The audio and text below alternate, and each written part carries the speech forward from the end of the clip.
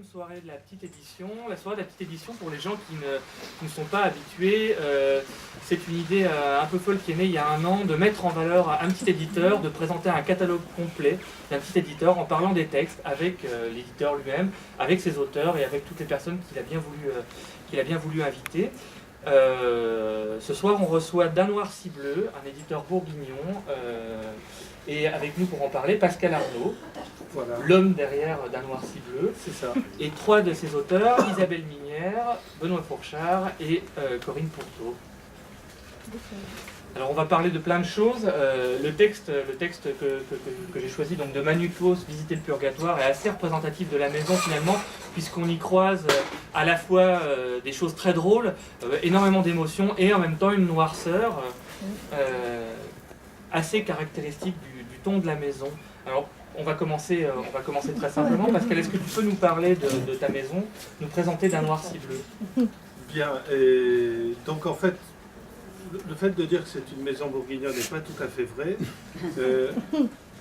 C'est une maison d'édition qui est installée en Bourgogne, mais qui a vraiment rien à voir avec ça. Je suis moi-même plutôt pyrénéen, tout en étant né à Nancy.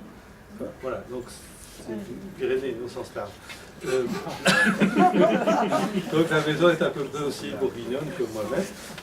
J'ai créé cette maison d'édition en 2006. Par comment dire, une envie déraisonnable de faire connaître des histoires. On a tous toujours eu envie et on a aimé lire, découvrir, entendre des histoires, donc l'idée est venue de là. Et au début, j'avais en plus fait un pari que le recueil de nouvelles, puisque c'était vraiment sur cet objet-là que j'avais commencé la maison d'édition, que le recueil de nouvelles était en lui-même un objet littéraire un peu particulier, c'est-à-dire ni une nouvelle, ni un roman, mais quelque chose d'un peu à part. En fait, l'analogie qui me venait le plus souvent à ce moment-là, c'était une analogie avec un album de musique, où quand un musicien fabrique un album, il ne fait pas juste une compilation, enfin, à part quelques radios commerciales font ça pour les réveillons, mais sinon on ne fait pas une compilation de chansons pour faire un album, on pense quelque chose, on essaie de le construire. Et voilà, puis j'ai essayé depuis 2006 de faire avancer cette maison d'édition. Je me suis aperçu assez rapidement que simplement parler de forme dans un univers très difficile de livres où à peu près on a 240 nouveaux livres tous les jours qui paraissent, c'était un peu limite pour arriver à intéresser les médiateurs que sont les libraires et du coup les lecteurs. Donc au début je me suis dit c'est peut-être un problème de forme, j'ai commencé à intégrer des romans aussi dans le catalogue. Actuellement il y a une soixantaine de titres à peu près. Et bon, tout ça n'était pas suffisant, donc je me suis dit, il faut que j'arrive à savoir ce que j'ai envie de construire. Parce que quelque part, quand on fait une petite maison d'édition, tu me dis si je suis trop long. Non, non. Quand on fait une petite maison d'édition, on a envie de dire quelque chose. Alors si j'avais suffisamment de courage, j'écrirais des livres. Mais bon, du coup, je dis quelque chose avec l'écriture des autres. Et en fait, mon catalogue, c'est ce que je construis. Et partant de cette idée, je me suis dit, il y a forcément des points communs, il y a forcément des cousinages entre les différents textes qui m'ont touché. Et autour de ça, si je le trouve, je vais réussir à construire l'histoire de la maison et peut-être à trouver les lecteurs qui peuvent être intéressés par les textes que j'ai choisis. Alors on a reçu, donc là c'est la 12e maison d'édition qui passe ici, et effectivement on a eu à chaque fois cette même question qui est revenue. Mais pourquoi? Alors on a des réponses très variées. Il y a des gens qui ont une idée extrêmement précise de ce qu'ils vont faire avant de publier, des gens qui ont une idée beaucoup moins précise, des gens qui ont juste envie de publier, comme ça leur vient, et puis une expression de la personnalité aussi. Donc par rapport à ce que tu me dis, c'est plutôt quelque chose qui s'est construit, je ne vais pas dire indépendamment de toi, mais peut-être à tes dépens, et que tu as essayé de mettre en mots un peu plus tard? Oui, on peut le dire comme ça, c'est-à-dire que pour moi il y a une chose qui est très importante, c'est qu'il n'existe pas de vérité avec des majuscules un peu partout. C'est-à-dire ce que je considère vrai aujourd'hui peut être vu différemment demain. J'évolue, le temps passe, je rencontre des gens, je lis des choses, je vis des choses. Donc petit à petit aussi mes goûts se déplacent. Et j'avais pas du tout envie de m'enfermer dans un catalogue très précis. Parce que c'est surtout une recherche de plaisir que j'essaie de faire en cherchant ce texte. De plaisir et d'émotion et de choses humaines. Peut-être que c'est là la clé, oui, des choses humaines. Pour les 50 de ta maison, tu as sorti un petit recueil avec des nouvelles variées de différents auteurs de la maison, historiques. Tu faisais une petite préface au début où justement tu expliquais que tu étais dans une recherche de ce qui faisait de ce que tu es en train de nous dire en fait, de ce qui faisait l'unité de la maison. Alors depuis quelque temps, sur internet, en tête du blog de la maison d'édition, il y a tu as mis un terme en exergue dans un petit texte qui est l'intranquillité. Tu serais un éditeur de l'intranquillité. Est-ce que tu peux nous en dire un peu plus sur... oui, tout a été analysé et tu seras piégé par tes propres mots. C'est super. Oui, je peux en dire un peu plus.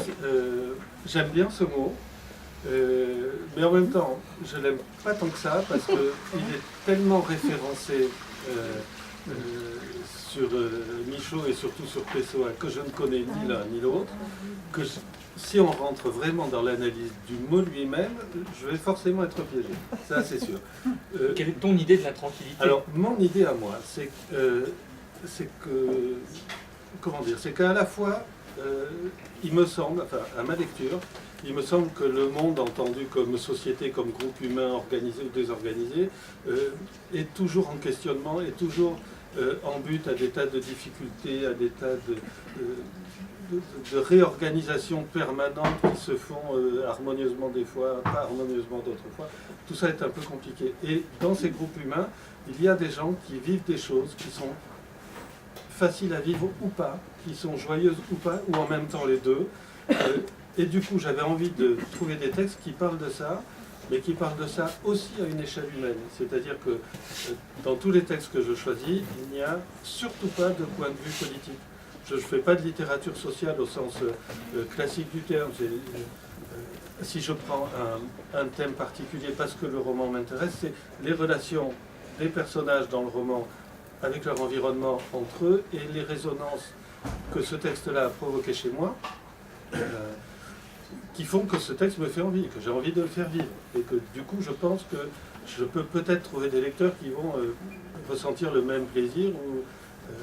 Voilà, j'ai pas envie de faire des livres qui glissent. Il y a d'autres maisons d'édition qui le font. Je ne dis pas que tous mes livres sont essentiels, ça serait complètement idiot. Et surtout que celui-ci peut être essentiel pour une personne et celui-là pour une autre. Bon, voilà.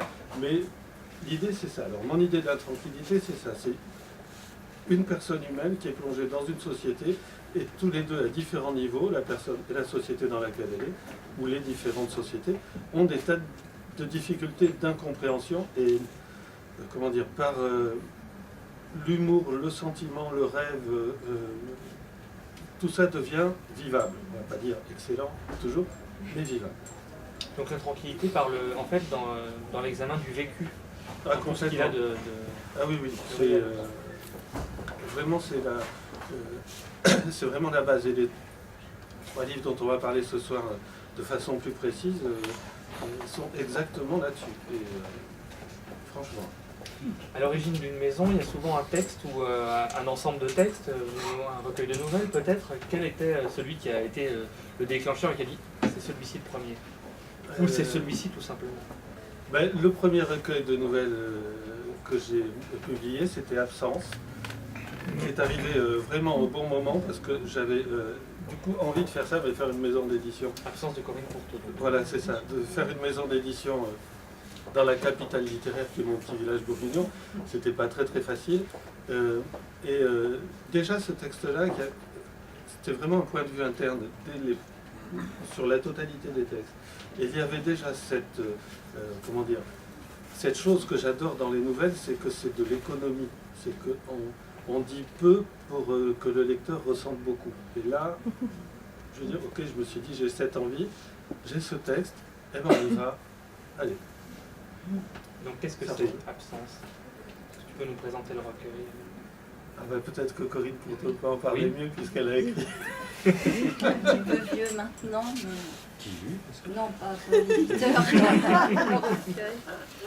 C'était un recueil que j'avais construit, comme son titre l'indique, je l'avais construit autour de l'absence. Alors l'absence qui n'est pas du tout comprise comme la mort ou la disparition d'une personne, mais qui est comprise comme le manque qui est ressenti. Donc effectivement, j'écris toujours en ce qu'on appelle le point de vue interne, c'est-à-dire je suis toujours dans le ressenti, l'esprit des personnages. Et chaque fois c'était... Qu'est-ce qu'il te dit ? Pardon. Et donc effectivement j'ai mis en scène 11 personnages féminins et chacun de ces personnages est confronté à une forme de manque, une forme d'absence, soit réelle, soit simplement ressentie, voilà. Et c'était comment ces personnages-là vont évoluer, vont être impactés, on va dire, par cette absence. Voilà. Donc effectivement, on n'était peut-être pas encore dans la définition de l'intranquillité, mais c'est vrai que c'était des personnages qui étaient assez intranquilles d'une certaine manière, puisqu'ils étaient saisis à un moment de leur vie qui leur posait problème ou qui leur demandait de se positionner d'une manière un petit peu brutale, on va dire. Voilà. Et ce qui était amusant aussi, ce qui m'a retenu dans ce recueil-là, c'est qu'on dit que c'est 11 personnages féminins, mais en fait, réellement, quand on regarde, sur les 11 nouvelles, il y en a une où le personnage unique est un homme. Oui. Sauf que c'est un homme dans son ressenti avec la femme qui vient de le quitter. Oui. C'est-à-dire qu'elle n'est pas là, elle est absente, mais elle est là aussi. Mais elle est omniprésente, en fait. Voilà. C'est pour ça que j'ai dit qu'avec des femmes, parce que... Voilà. Et donc, c'est une nouvelle que j'aime beaucoup qui s'appelle Rouge baiser, si je ne m'abuse. C'est ça. Une question un peu imprévue, mais qu'est-ce que...